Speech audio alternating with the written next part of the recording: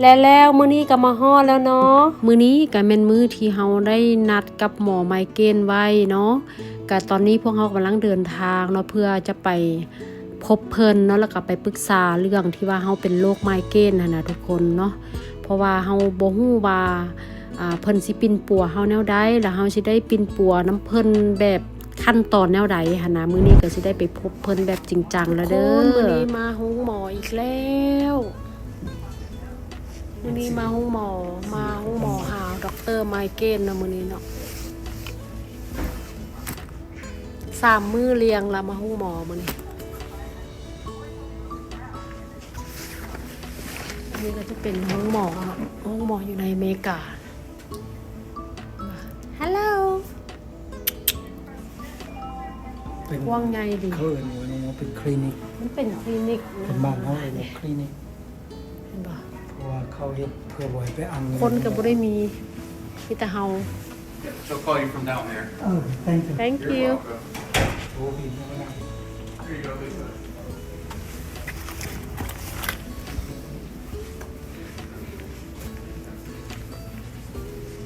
ภาพ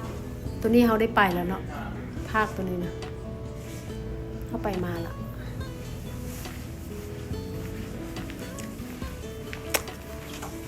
นั่งไม่ได้เขาเอ่ยมัน เขาบ่เห็นเขาเขาบ่เอิ้นได้นี่มานั่งอยู่นี่ มาสอบ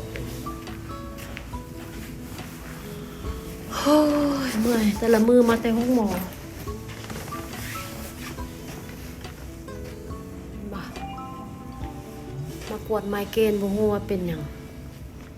เจ็บเส้นเจ็บหัวทุกมื้อแว่นตานี่ก็ต้องได้ใส่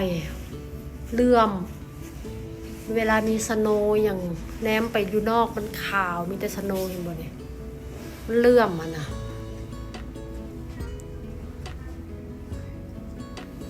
ต้องได้ใส่แว่นตาตลอดเวลา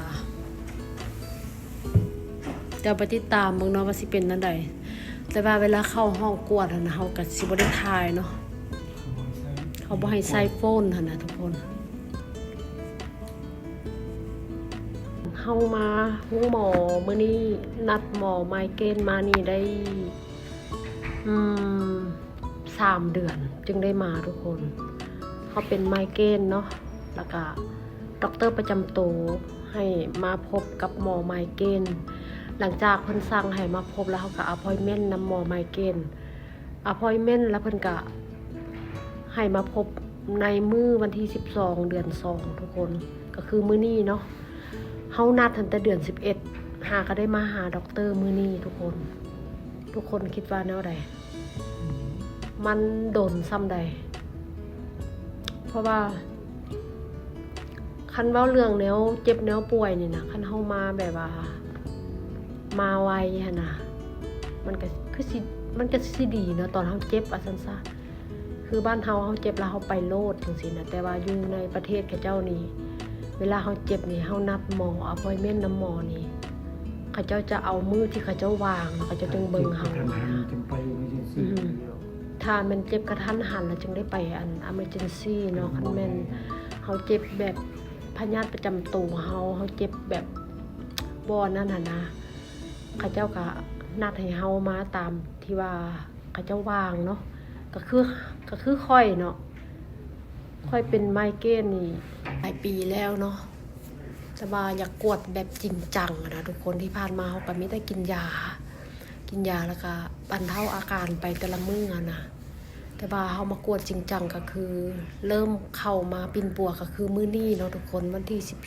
12เดือน2นะทุกคนเฮานัดแต่เดือน11ปี2024จนฮอดเดือน2ปี2025เนาะจึงได้มาพบด็อกเตอร์ก็คือมื้อนี้ทุกคนเดี๋ยวติดตามเบิ่งนะว่ามันสิเป็นแนวใดเนาะโอเคเฮาไปพบด็อกเตอร์เฮาก็ได้ออกมาแล้วเนาะก็ผลสรุปแล้วเนาะมื้อนี้ที่ว่าเฮามาหาเพิ่นมาพบเพิ่นในมื้อนี้ก็คือเพิ่นมาซักประวัติเนาะในการที่ว่าเฮาเจ็บมาแต่ปีใดเฮาเจ็บโดนปานใดแล้วเนาะละเดือนนึงเฮาเจ็บจักมื้อทิศนึงเฮาเจ็บจักวัน แล้วก็มื้อนึงเฮาเจ็บหลายปานใดเจ็บจักชั่วโมงเนาะเพิ่นก็จะซักประวัติเนาะตั้งแต่เริ่มต้นเลยที่ว่าเฮาเป็นนะเบิดทุกอย่างเนาะก็ใช้เวลาอยู่ใน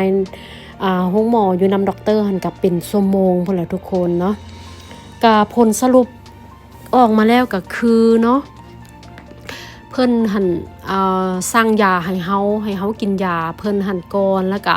เพิ่นสินัดอพอยเมนต์ให้เฮาเข้าไปพบเพิ่นอีกเพื่อไปฉีดยาเนาะเพิ่นสิฉีดยาให้เฮาเพื่อบรรเทาอาการที่เฮาเป็นแล้วก็เพิ่นก็สั่งให้เฮาไป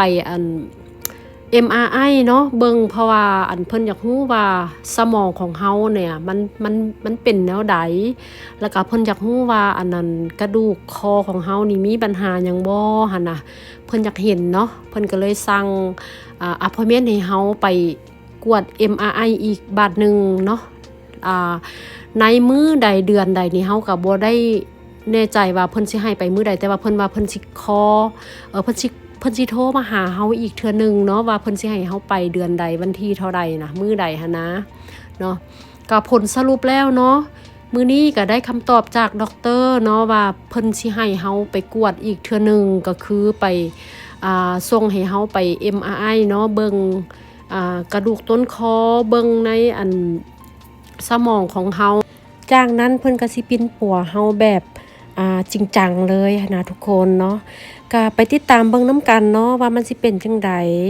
ก็คลิปวิดีโอนี้ก็ขอจบไว้เพียงเท่านี้เด้อขอบใจหลายๆทุกคนที่เข้ามาเบิ่งมาชมบ๊ายบายสบายดี